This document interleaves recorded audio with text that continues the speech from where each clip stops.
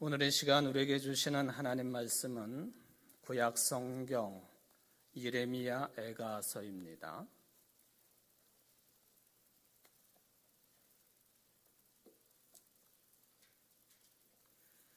예레미야 애가 5장 21절 한 절 말씀만 봉독해 드립니다.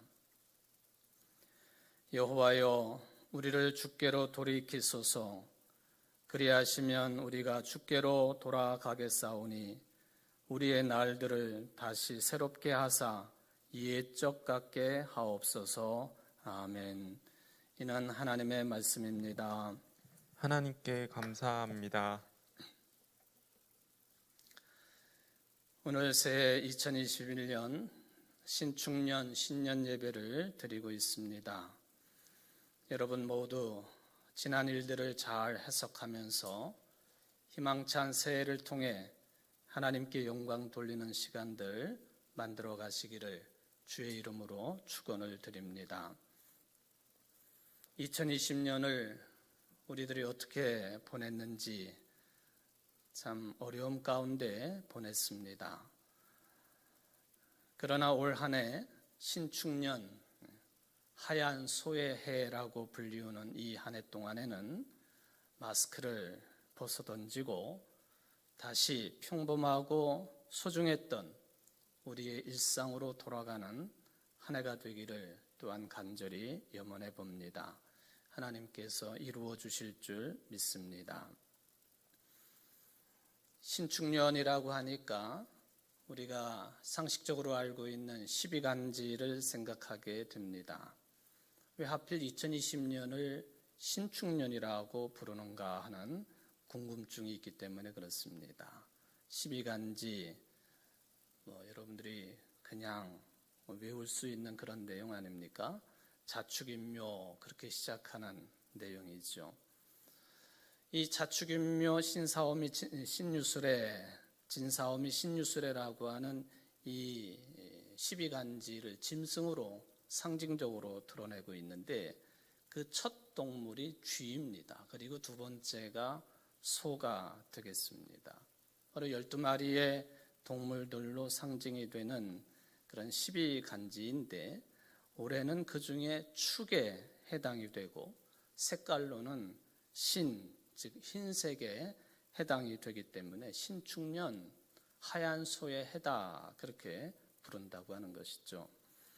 소가 가지고 있는 상징성을 생각해 보면 이 한 해도 우리는 열심히 주를 섬기고 또 세상 일에 최선을 다하는 한 해가 돼야 된다고 생각을 해 봅니다.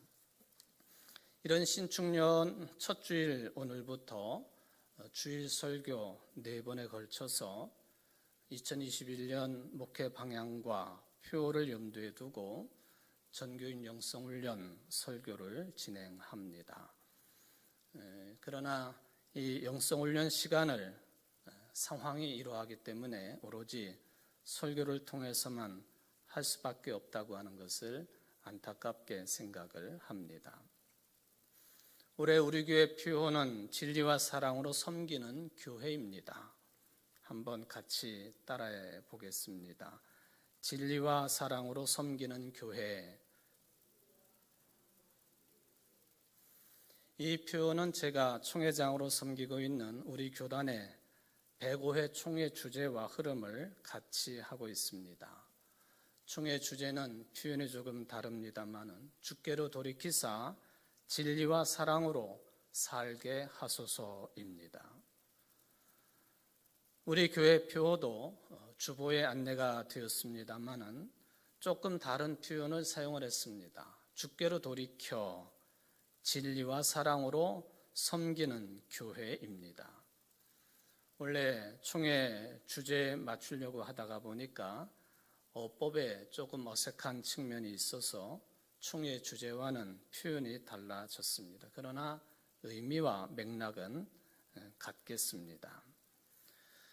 이번 교단의 총회 주제는 총회장의 기도의 제목과 생각이 많이 반영이 된 결과가 되겠습니다.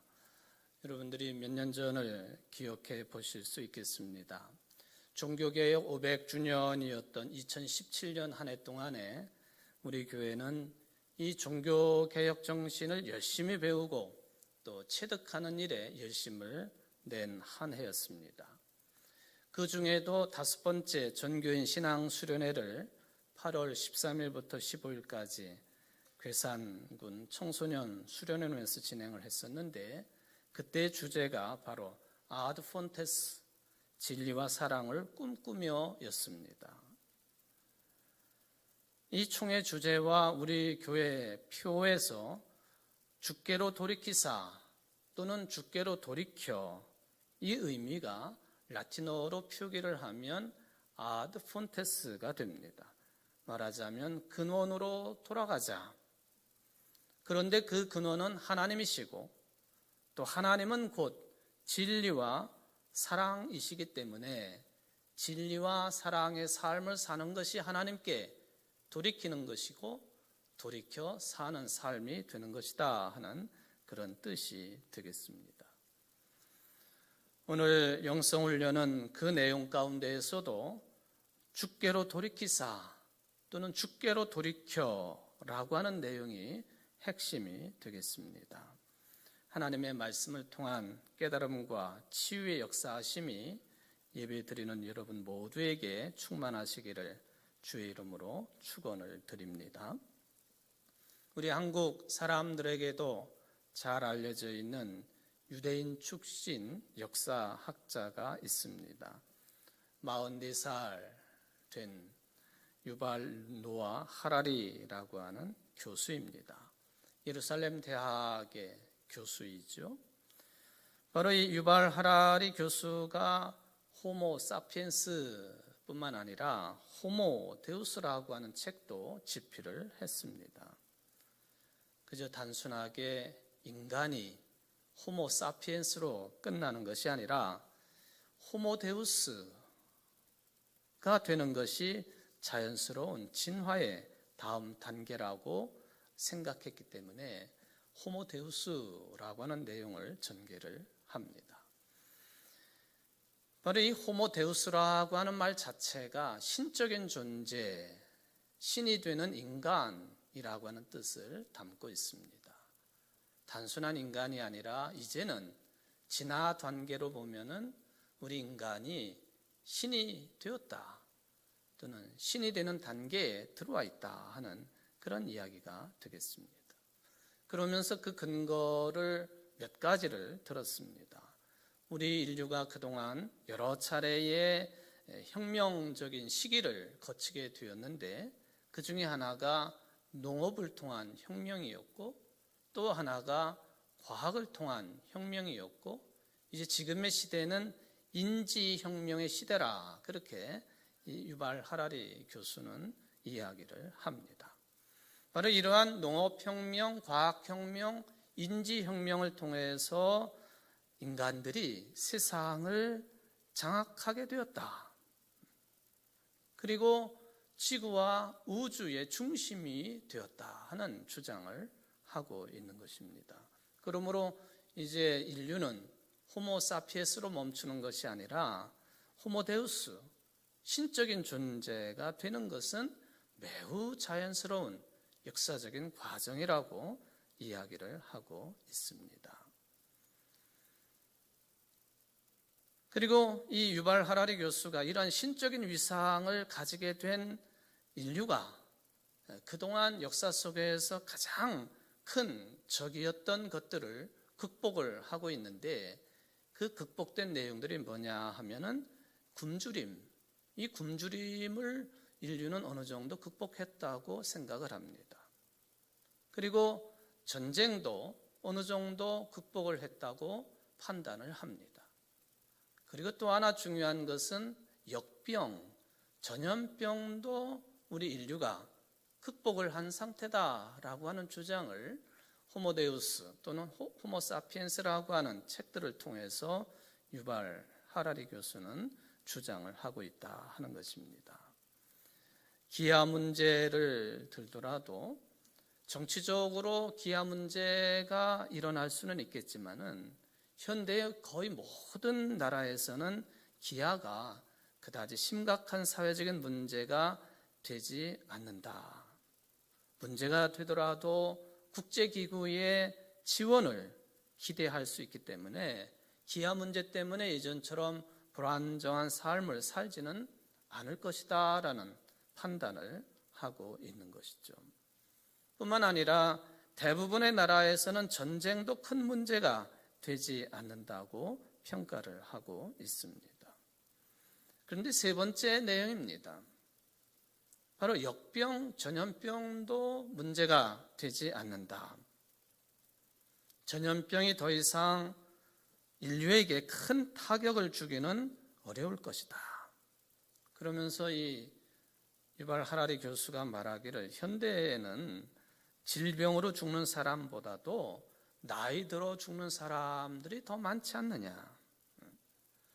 그러므로 우리들이 두려워할 것은 자연적인 전염병이 아니라 이 모든 병들을 해결할 수 있는 정보를 가지고 있는 과학자들이 만들어내는 이 생화학 무기가 훨씬 더 두려운 존재들이다 하는 주장을 하고 있습니다. 따라서 과거에 있었던 20세기 초에 있었던 스페인 독감이라든지 패스트 같은 대전염병은 더 이상 일어나지 않을 것이다. 일어나더라도 모든 정부가 지혜롭게 잘 대처할 것이다 하는 그런 이야기를 하고 있습니다. 그러면서 유발 하라리 교수는 아주 묵직한 의제들을 제시를 합니다. 그 세 가지를 제시를 하는데 바로 우리 인간들이 줄기세포를 연구하고 그것을 실용할 수 있는 단계까지 왔다 하는 것이죠. 이 줄기세포를 연구하고 또 그것을 적용할 수 있는 단계라고 하는 것은 우리 인간들이 어떤 경우에 병을 앓고 또 질병에 휘둘린다 할지라도 고칠 수 있는 가능성이 훨씬 크다 하는 그런 주장이 되겠습니다. 따라서 영생 수준까지는 아니지만은 아마도 유발 하라리 교수는 2050년 정도가 되면은 우리 인간들의 기대 수명이 150세 정도로 연장될 것이라고 하는 그런 이야기까지 하고 있습니다. 이게 바로 호모 사피엔스 호모 데우스라고 하는 책을 낸 유발 하라리 교수가 인간들이 어떻게 이런 진화 단계를 거쳐서 세계를 지배하게 되었는지, 여타의 다른 피조물들에 비해서 우월한 위치에 서게 되었는지를 자기 나름대로 역사학자적인 입장에서 전개한 내용들이 되겠습니다. 근데 정말 그러냐 하는 것이죠. 우리가 이 유발 하라리 교수의 이런 주장들을 깊이 있게 생각할 수 있는 자료로 삼을 수는 있겠습니다만은 여전히 여러 측면에서 비판적으로 검토해야 될 내용들이 많다는 것이죠. 그 중에 하나가 지금 우리가 겪고 있는 코로나19 문제입니다. 신적인 존재가 되어서 전염병 문제도 대수롭지 않게 넘어갈 수 있다고 하지만 어디 그렇습니까? 세계 최강대국이라고 하는 나라들이 이 코로나19 때문에 쓰러져 가고 있는 모습을 보면서 역사학자의 이 평가가 다 맞는 것은 아니다, 옳은 것은 아니다 라고 하는 판단도 함께 하고 있습니다. 이탈리아의 로마에 가보면은 볼 것이 참 많겠습니다만은 시스티나 성당이 있습니다. 이 시스티나 성당이 유명한 이유는 바로 유명한 화가인 미켈란젤로의 천지창조 천장화가 있기 때문에 유명합니다. 프레스코 천장화이죠. 이 천지창조라고 하는 천장화는 9개의 연속적인 주제로 성경에 나타나고 있는 창조에 관한 이야기, 그리고 인간들이 짓는 죄에 관한 이야기를 이 미켈란젤로가 자기 자신의 관점에서 해석하면서 상징적으로 그림으로 표현한 내용이 그 유명한 천지창조입니다. 그 중에 처음에 세 개의 그림이 우주와 세상의 창조에 관한 내용으로 진행이 됩니다.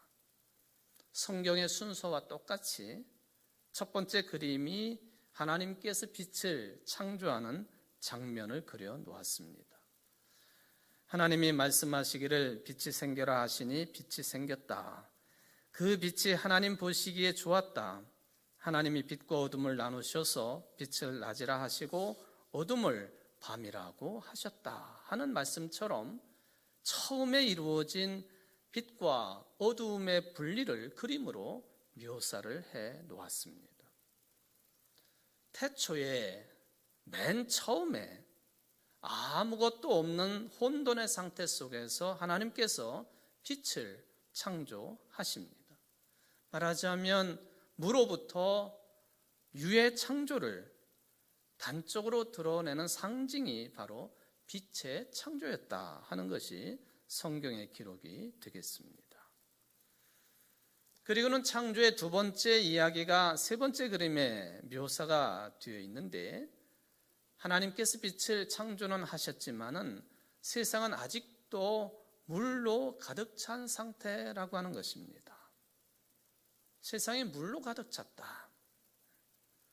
고대의 우주관, 세계관에 따르면은 이 물이라고 하는 것은 언제나 죽음과 혼돈의 상징입니다.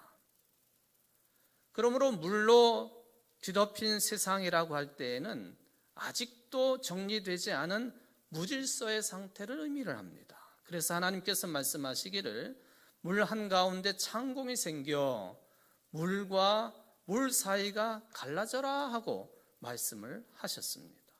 그때서야 비로소 하늘이 열리게 되었습니다.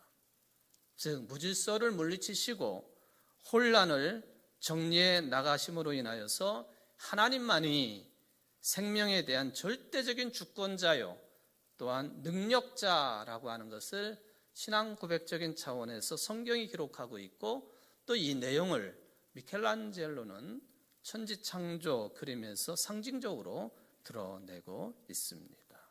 하나님만이 주인이시다. 하나님만이 창조주이시다. 바로 이 하나님께서 정하신 이치와 질서와 조화가 부여되어 있기 때문에 우리 인간들에게는 이것을 지키고 따라야 될 사명이 지구의 관리자로, 우주의 관리자로, 청지기로서 부여받고 있다라고 하는 말씀이 되겠습니다. 그래서 우리 인간들은 하나님의 형상대로 지음받은 것이고 또 귀한 존재가 된 것이죠. 그런데 이렇게 귀한 존재인 하나님의 형상대로 지음받은 인간이 죄를 짓게 됩니다. 하나님께 반역하게 되고 그리고 하나님을 떠나게 되고, 그 결과로 인간에 대한 잔인함, 살인, 파괴, 더불어서 자연 질서의 파괴, 여기까지 이르게 되었다 하는 것이 성경의 기록이 되겠습니다. 지금의 코로나19라고 하는 이 전염병의 발생 원인이 바로 여기서부터 시작된다라고 하는 것을 성경은 말씀하고 있고, 그리고 미켈란젤로도 천지창조 그림에서 이것을 잘 묘사를 해주고 있습니다. 그러므로 유발 하라리 교수가 주장하고 있는 것처럼 진화의 단계로 보면은 그냥 단순하게 인간으로 끝나는 호모 사피엔스가 아니라 이제는 호모데우스, 신적인 존재가 되었다라고 하는 이 표현과 주장이 하나님의 말씀에 비추어 보면은 그것은 아주 잘못된 내용들이라고 하는 것을 평가해 볼 수가 있겠습니다. 신적인 존재가 되었기 때문에 기아도 이겨내고 전쟁도 이겨내고 역병도 전염병도 이겨냈느냐? 그 질문이 지금 주어져 있기 때문에 더욱 실질적으로 이런 내용들의 허구성을 우리는 생각해 볼 수가 있겠습니다. 물론 우리는 하나님의 형상대로 지음받은 존재들이죠. 하나님과의 유사성을 가지고 있다고 해도 틀리지 않겠습니다. 이것은 대단한 축복입니다. 그러나 이 하나님과의 유사성, 하나님의 형상대로 지음받았다고 하는 이 유사성을 말하고 고백할 때는 반드시 그 내용보다도 더 큰 상위성이 전제되어야 한다고 하는 것을 잊어서는 안 됩니다. 하나님을 닮았으면서도 결코 이 세상과 우주의 창조주이신 주권자 하나님의 위치에 오를 수 없는 존재가 인간이라고 하는 그런 내용이죠. 이것을 잊을 때에 우리 인간의 삶은 언제나 말할 수 없는 고통과 탄식 속에 빠지게 된다고 하는 것을 우리는 판단을 해야 되는 것이죠. 이게 우리 인간들의 주어진 한계고 또한 본질적인 운명이라고 하는 것이 성경의 증언입니다. 유발 하라리 교수, 매우 유명한 사람이고 또 역사학자이고 미래에 대해서도 많은 이야기를 뜻있게 해주고 있는 사람입니다만은 인간은 이처럼 실수하기 마련입니다. 인간은 실수하기 마련이다. 고대 로마 시대 때의 정치가였고 철학자였던 세네카가 이 말을 했지요. 인간은 실수하기 마련이다. 그가 말하기를 실수하는 것은 인간적이다. 그러나 그 오만 때문에 실수를 계속 유지하는 것은 극악무도한 일이다. 그런 표현을 사용했습니다. 실수하기 때문에 인간적이지만 그 핑계로 계속해서 실수하는 것, 실수의 상태를 계속 유지하는 것, 그건 악한 일이다. 그런 뜻입니다. 여러분들이 아시는 것처럼 세네카는 그 극악무도한 네로 황제의 어린 시절의 과외 선생이었습니다. 네로의 악의적인 성격을 간파하고 자비에 관하여라고 하는 에세이에서 네로의 미래를 예상하듯이 바로 이 내용을 남겨놓은 것이에요. 실수하는 것은 인간적이다. 그러나 그 오만 때문에 실수를 계속 유지하는 것은 극악무도하다. 세네카의 이 말은요, 여기 자비에 관하여라고 하는 에세이에 나와 있는 내용은 아닙니다만은 제 나름대로 해석을 해보면은 세네카가 네로에게 이런 말을 한 거예요. 당신 네로, 지금 엄청난 권력을 휘두르고 있는가? 그러나 당신 지금 인간으로서 엄청난 실수를 저지르고 있습니다. 그 말이죠. 네로에게만 해당되겠습니까? 인간들이요, 지금 엄청난 실수를 저지르고 있습니다. 알고 있습니까? 유명한 철학자인 아리스토텔레스도 시학이라고 하는 내용에서 인간의 치명적인 실수를 언급을 합니다. 바로 이 아리스토텔레스는 비극적인 인간이 지닌 치명적인 실수를 히라보로 뭐라고 표현했느냐 하면은 그것은 하마르티아라 그렇게 표현을 했습니다. 하마르티아.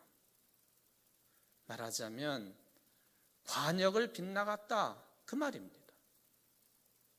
정해진 관역이 있는데 화살을 쏘았지만 그 화살이 관역을 빗나간 상태, 하마르티아라.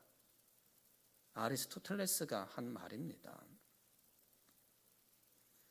화살이 관역에 못 미치거나 옆으로 비껴나가거나 또는 관역을 넘어서 과도하게 넘어가는 모든 경우를 하마르티아라고 표현을 했습니다. 철학자이기 때문에 이 아리스토텔레스가 이 하마르티아라고 표현할 때는 철저하게 도덕적인 개념을 포함시킨 그런 뜻이 되겠습니다. 그런데 여러분 놀랍게도요, 신약 성경이 이 단어를 채용을 했습니다. 인간이 하나님과의 관계에서 저지르는 죄, 이게 히라보로 하마르티아다 하는 것이죠. 철학자가 사용을 했지만 신약 성서는 하나님과의 관계에서 벗어난 인간의 죄를 하마르티아라 그렇게 기록을 했다는 것이죠.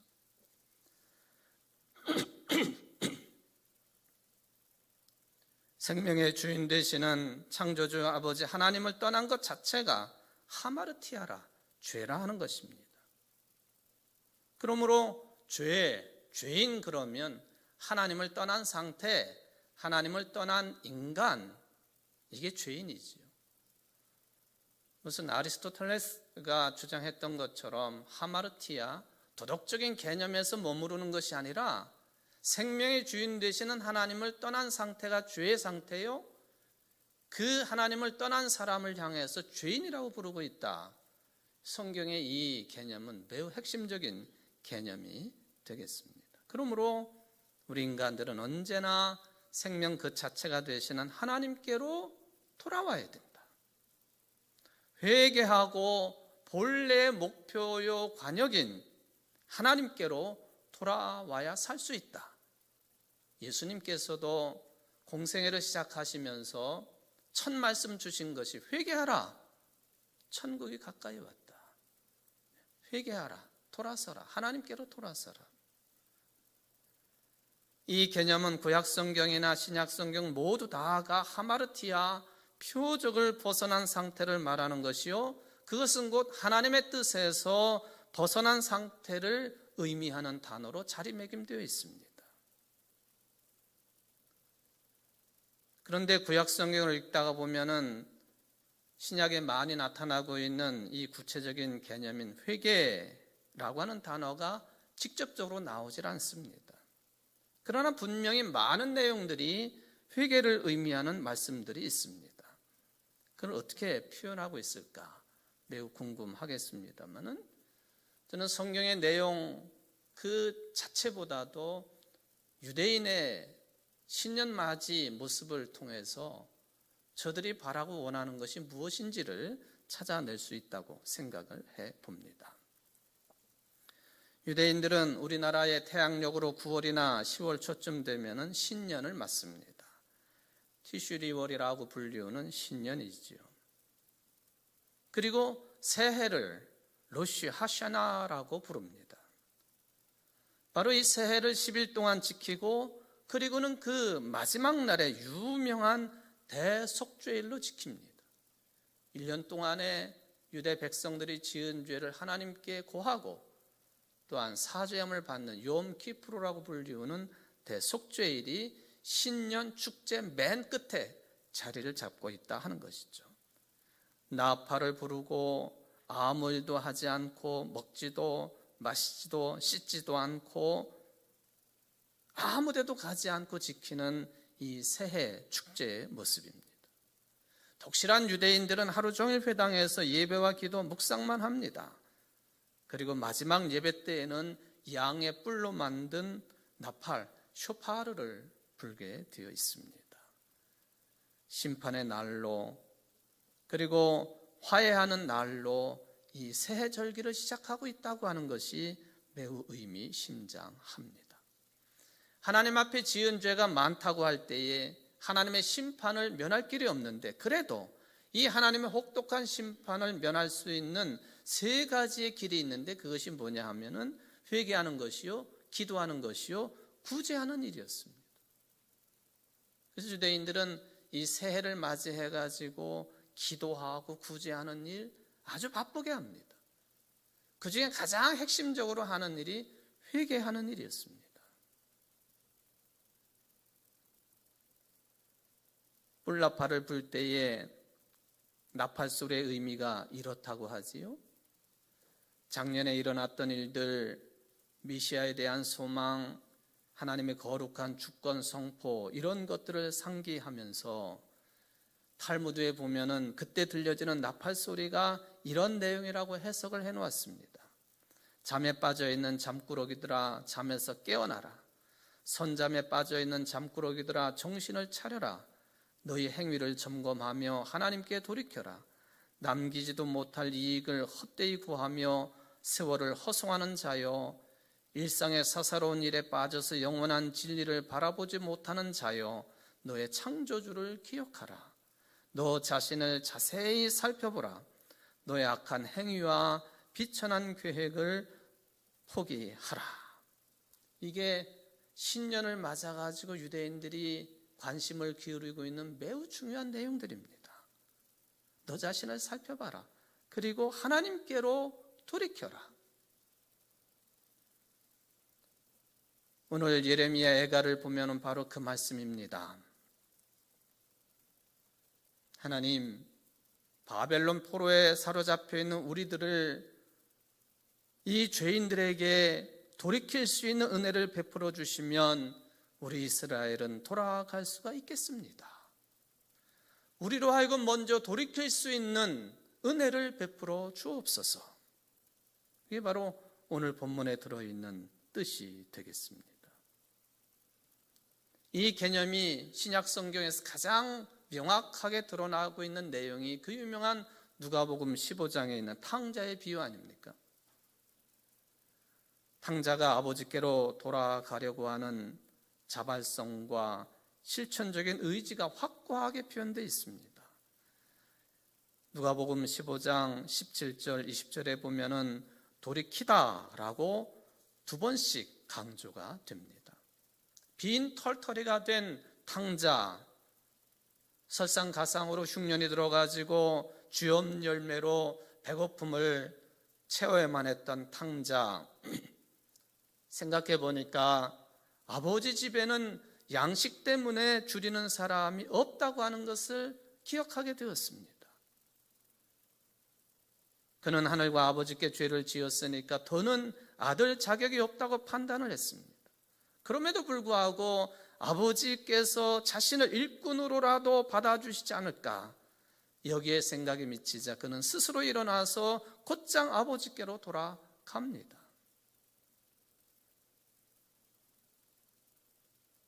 그의 피곤한 시간이 얼마나 힘든 시간이고 죽음의 시간이었는지 피폐한 시간이었는지 깨닫는 데는 많은 시간이 필요치 않았습니다.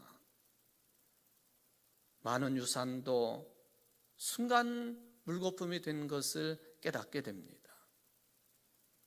줄인 배는 아무리 채워도 여전히 허기졌습니다. 그런데 아버지께로 돌이키면 이 모든 것이 해결이 되는 것이었습니다. 바로 이것을 깨닫게 되자 서슴없이 아버지께로 돌아갑니다. 주께로 돌이킵니다. 하나님께로 돌이킵니다. 이게 바로 누가복음 15장이 말씀하고 있는 회개의 개념이고, 구약 성경에 회개라고 하는 단어는 없지만 아버지께로 돌아서는 것 자체가 회개하는 개념이다라고 하는 것을 잘 말씀을 해주고 있는 내용이 오늘 예레미야서 해가 5장 21절 내용입니다. 여호와여 우리를 주께로 돌이키소서. 그리하시면 우리가 주께로 돌아가겠사오니 우리의 날들을 다시 새롭게 하사 옛적 같게 하옵소서. 다시 돌아가서 옛적 같게 되기를 갈망하는 내용입니다. 그러나 분명한 것은 하나님께서 돌이켜 주시지 않으면 돌아갈 수 없다는 것을 아는 것이죠. 그러니까 회개 그 자체도 은혜라는 거예요. 억지로 되는 게 아니라 나로 하여금 우리로 하여금 회개케 하시는 하나님의 은혜가 베풀어질 때에 돌이킬 수 있다는 것이에요.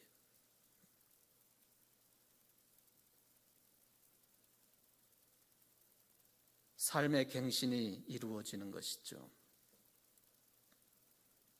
이 돌이킴에 붙잡힌 사람들은 더 이상 옛사람이 될 수가 없습니다. 사도 바울이 고린도 교인들에게 말씀하신 것처럼 이전 것은 지나갔으니 보라 새 것이 되었도다 하는 삶에 사로잡히기 때문에 그렇습니다. 근데 문제는 하나님께 돌이키는 일을 어떻게 시작하고 그것을 지속할 수 있느냐 하는 것입니다. 저는 하나님께 돌이키는 일, 그 구체성, 그리고 그 지속성을 어떻게 담보할 수 있느냐 하는 이 해답을 여러 가지로 찾을 수가 있겠습니다만은, 그 옛날에 사막의 수도사로 알려져 있는 안토니아라고 하는 사람하고, 그리고 그를 이어받아서 이 모든 전통을, 영성의 전통을 체계적으로 발전시켰던 에바그리우스라고 하는 사람을 통해서 이 말의 답을 찾을 수 있겠다고 생각을 해 봅니다. 이 에바그리우스라고 하는 사람이 우리 인간들의 마음에는 끊임없이 이 마귀의 유혹으로 8가지 악한 생각들이 있다라고 주장을 하고, 그리고 해결책도 이야기를 했습니다. 그 첫 번째가 뭐냐면 탐식이에요. 탐식. 말하자면 음식을 탐하는 거죠. 더 좋은 음식을 먹고자 헤매는 것, 여기에 포함이 됩니다. 건강 염려증도 포함된다. 그러면서 이 사람은 탐식을 해결할 수 있는 길로는 다양한 음식을 갈망하는 유혹에 빠질 때마다 빵과 물의 양을 줄이라고 제안을 합니다. 빵과 물의 양을 줄이라. 두 번째가 음욕입니다. 이거는 누구나가 다 가지고 있는 것입니다만은 성적인 욕망이 가득 찼는 상태, 이것도 역시 식생활을 조절하면서 특별히 물을 적게 마시는 것이 도움이 된다고 이분은 이야기를 했습니다. 세 번째가 탐욕이라 했습니다. 재물이나 자신의 소유물에 집착하는 상태, 이거는 수도사들에게 참으로 괴로운 상태입니다. 수도의 길을 방해하는 그런 내용이기 때문에 그렇죠. 그리고는 이 탐욕을 해결할 수 있는 방법으로는 사람에게 재물이 또 사랑과 함께 동시에 주어지는 것이 불가능하다라고 하는 주님의 말씀을 늘 기억하라고 이분이 권면을 합니다. 그러면서 하나님을 사랑하는 길은 생명의 길이고 재물에 빠지는 것은 죽음에 이르는 것이라고 우리에게 말씀을 합니다.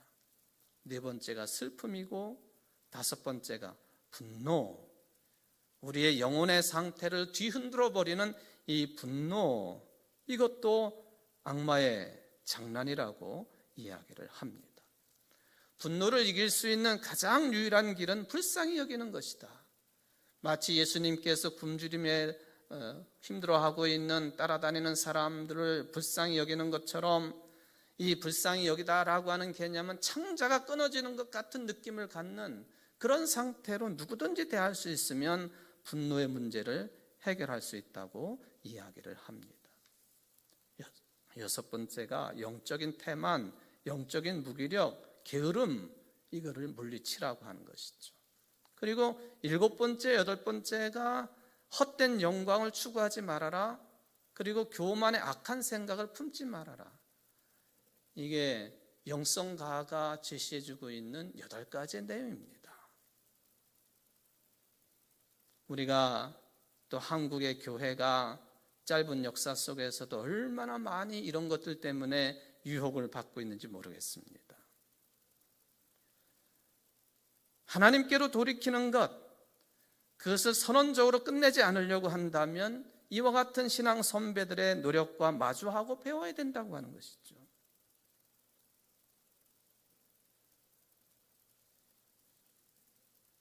하나님께 돌이키는 일, 또 하나님께 돌아서는 일, 회개하는 일, 이것이 오늘날 우리 인류가 맞이하고 있는 이 대재앙을 근본적으로 넘어설 수 있는 유일한 길이다. 왜? 그 하나님이 생명 그 자체이시기 때문에 그렇다 하는 말씀을 드리겠습니다. 사랑하는 성도 여러분, 우리들이 살 수 있는 유일한 길은 바로 생명을 창조하시고 운영하시며 구원하시는 하나님께로 돌아서는 일입니다. 이것을 늘 고백하면서 삶으로 영위하시기를 바랍니다.